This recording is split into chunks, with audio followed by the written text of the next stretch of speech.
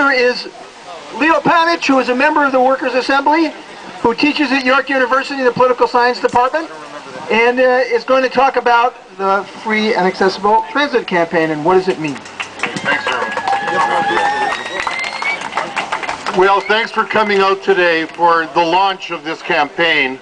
It's the first of the kind of parties and rallies that we'll be having throughout the year, starting here and then in Scarborough and in Etobicoke and around the city.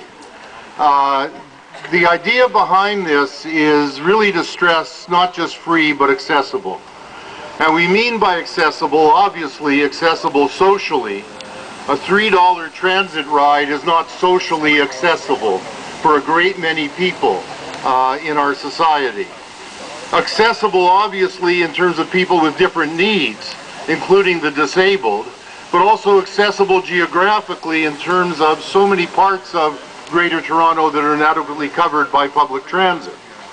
And in undertaking this campaign now, we're very conscious that we're doing it at a time when the public sector is being attacked. Attacked as it's never been, despite the attacks that have gone on over the last 3 decades. You know, across this country over the last 30 or 40 years, when transit workers have gone on strike, they've often been legislated back to work as the providers of essential services, right? Well, if those services are essential, then they indeed need to be universally available and free to everybody in this country.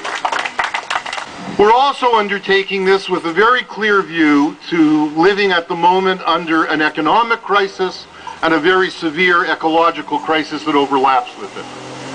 That economic crisis in this province above all takes the form of a crisis in the transportation sector. This economy depends on, and has depended on, since the 1920s, the transportation industry. That industry is in a severe crisis. The greatest job losses have taken place in that industry.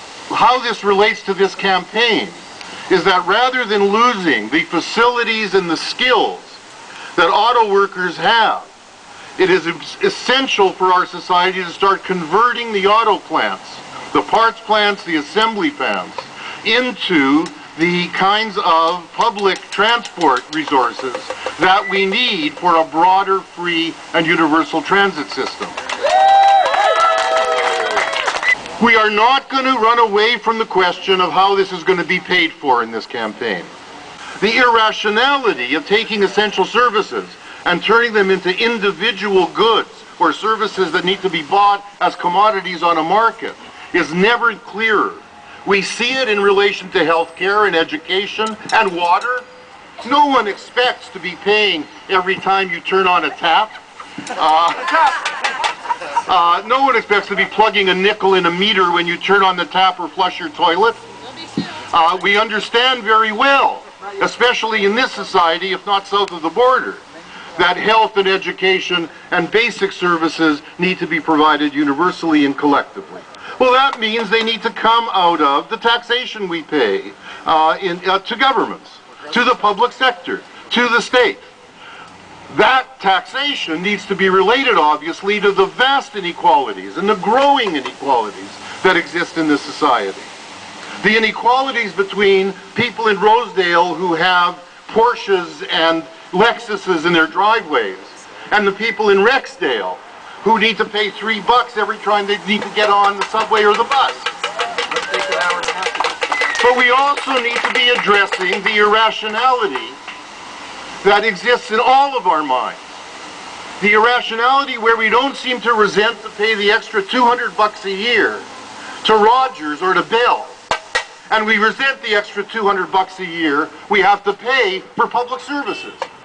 We need to address that ourselves. And every party in this country, every party, panders to the irrationality of agreeing to pay $200 to Rogers, but running away from paying $200 extra for the education for our children, for the provision of public transit, for the provision of public health care, etc. Free and accessible transit. It's the next thing. That's the next thing. We have already won as our right public education, water, doctors, hospitals, free public streets and roads for cars, all very recent historically. The next thing is the right for all of us to travel anywhere within our city when we need to. Can you envisage how empowering it will be to go where you need to be, when you need to be there, not just on an overpriced ride to and from work or to the occasional appointment or family event, but where you need to be and who you need to be with at any time of the day or evening. We would be so much more powerful and satisfied and enriched than we are now. And our city can be transformed into a place free of our really hideous, dangerous, and poisonous auto-congestion.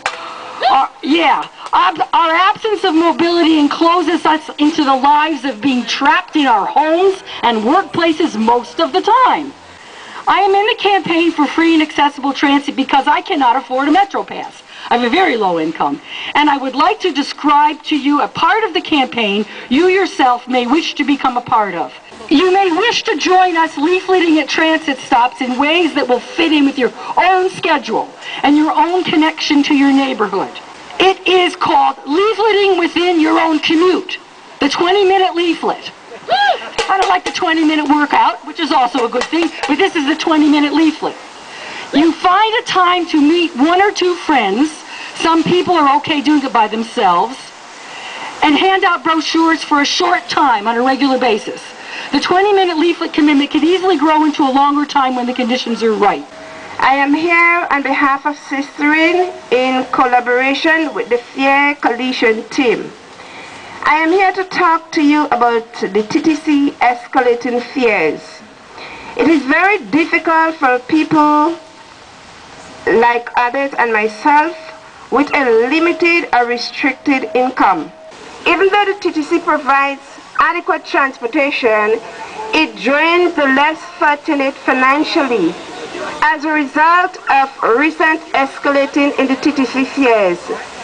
It has eaten whatever legal resources you have, and many of us have been inconvenienced by not having the means to do important business that is needed. The important thing is what we can do to change this difficult situation. Government is the body making the decision in regards to what the TTC fare should be. And if we are to have an effective action to try to bring about a change in that situation, then it is important that we act together as a group. I'm appealing to the governing bodies whenever you're making decisions in terms of the TTC fares. Take into consideration the single parent, the homeless, the women in the shelters, and all the other people who are struggling immensely to get to the various destinations. Transit is a huge barrier for people in this city. If you work at a health center and you're trying to give somebody a referral to a place across town to get their medical needs met, and they don't have a bus ticket to get to their appointment, how is our healthcare system working? It doesn't work, right? $3 to so many people in this city is just too much to get anywhere. So I just want to start off by explaining a bit about the way that transit works in this city for disabled people. So many people take Wheel-Trans, which is a segregated transit system because the TTC is largely completely inaccessible. So folks who can't walk the stairs of the subway stations are subject to having first to prove that they're disabled through pain testing, and that is exactly what it sounds like. They subject people to pain. For many years they were charging people $25 to be able to prove that they were disabled and then access Wheel-Trans, which was recently overthrown in the courts. Once someone is in Wheel-Trans, what you have to do in order to book a trip is try and get on the phone to Wheel-Trans, which is an impossible feat in itself. There are people that we know who wake up at 5, 6 in the morning just to be on hold for literally 3 hours to get through to try and book a trip. And one of the things that this campaign is demanding is for free and fully accessible transit for everyone. So what that means is a transit system that people can actually access. It doesn't actually mean getting rid of Wheel-Trans, because there are people that can't walk to the bus station or the bus stop or the subway. We still need a system to be able to accommodate people who rely on that service, but we also need a fully wheelchair accessible transit system. You know, there are lots of people who from the very beginning said you should pull back and you should lower the demand. Arguing for free and accessible transit for all is simply going too far. And I want to say a word or two about why we didn't heed that advice, even though, of course, we're going to support every campaign to freeze and reduce fares, every campaign to extend bus service or subway hours. But we wanted to do and to say something more with this campaign. Because you see, 30 or 40 years ago, a bunch of nasty people that we now call neoliberals sat down and said, we are going to change the political culture. And we're going to change the political culture by taking things that people now think are rights and entitlements, like fully funded public education, health care without private hospitals and private clinics, and we're going to start rolling those things back. We're going to change the public perceptions throughout society as to what's legitimate and what's acceptable. And they thought long term. The demand for free and accessible transit is about thinking long term about how we begin to rebuild meaningful, radical, progressive politics, which says education, health care, housing, and in this case, public transit should not be market-based. They should not be commodities. All of these are things that we assert as fundamental human rights, and that the access to these should have nothing to do with income, ability to pay, and so on. These should be human entitlements. They should be accessible and available to all. And that's something we haven't wanted to compromise on in this campaign. Of course the question's going to come up, how do you pay for it? Of course it is. Well, there are lots of really good, legitimate, and important things to say. I'm just going to mention two of them. Previous speakers have mentioned others, but I'll just mention two right now. Let's take the millions of dollars that is being invested in the ongoing criminalization of dissent around the G20 police investigation and stop the investigations now. And put that money into the TTC budget instead. How about we send a clear message to Ottawa that we don't need $9 billion spent on fighter jets, which require another $9 billion in maintenance. That's right.